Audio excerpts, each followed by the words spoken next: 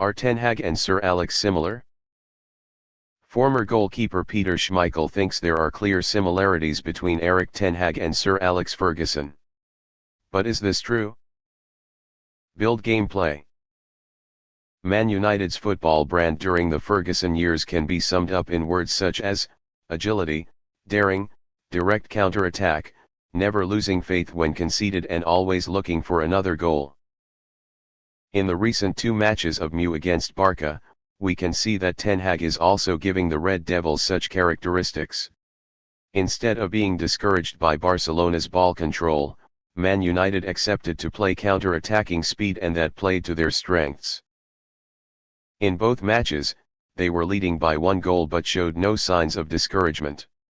They still worked hard to attack and eventually got the goals they needed to overcome the opponent.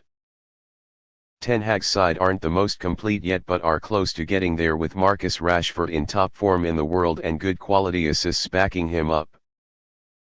Ten Hag remains loyal to Man United's values of play and the winning spirit instilled in his players. But Ten Hag also has the ability to add things that weren't common in Ferguson's era, such as cornering opponents so they are forced to foul.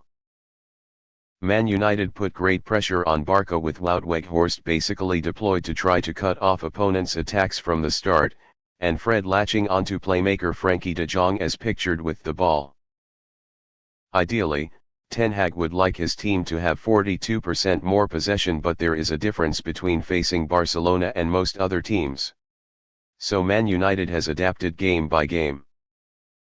It should be pointed out that Solskjaer, who also clearly played under Ferguson and absorbed his methods, has managed to turn United into a counter-attacking side during his time as manager. Solskjaer's tenure has achieved great success, but over time, he gradually got stuck on ideas and could not improvise quickly when being caught by opponents.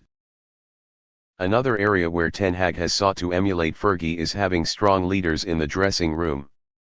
The additions of Casemiro and Lisandro Martinez, plus Bruno Fernandes taking the captaincy, have given United a strong spine again. Ferguson has the likes of Roy Keane, Schmeichel, Gary Neville, Steve Bruce, Jaap Stam, Rio Ferdinand, and Nemanja Vidic to lead the team on and off the pitch. Finally, after a decade of drift and decline at Old Trafford, we are seeing some heirs to the stars mentioned above. Ability to improvise. Man United's win at dawn on Friday morning against Barca was all the more remarkable because Ten Hag's original plan did not go right. An attack with Jadon Sancho in the role of 10, Bruno Fernandes on the right and Wout Weghorst at the top backfired when they were deadlocked in the first half. But Ten Hag realized the problem, eliminating Weghorst, who had only 12 touches, for Antony in the second half. He moved the players into their more conventional roles and reaped the rewards. Perhaps if Fernandes had made a mistake leading to the penalty from which Robert Lewandowski had given Barcelona the lead, things could have remained the same. But not sure. Ten Hag is a master at spotting corrections and doesn't hesitate to act, even if that means punishing an underperforming player in a cruel way. This is evidenced by 19 goals scored by Manchester United substitutes so far this season, more than any other team in Europe's top 5 leagues.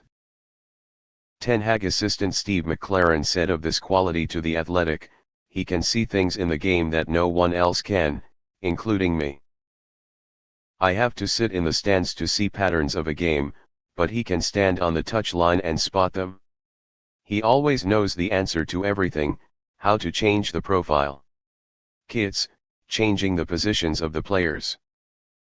His adjustments in games, obviously I've worked with Sir Alex and I used to think some of his changes were weird, but they always worked.